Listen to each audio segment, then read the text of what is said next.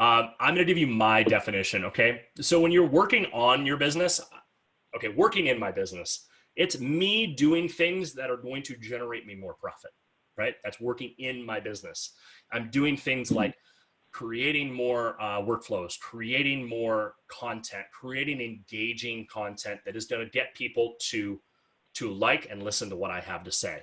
Working on my business, I've never really worked on my business. I've only ever worked in my business. I know that sounds weird. Everybody has their own definition of these.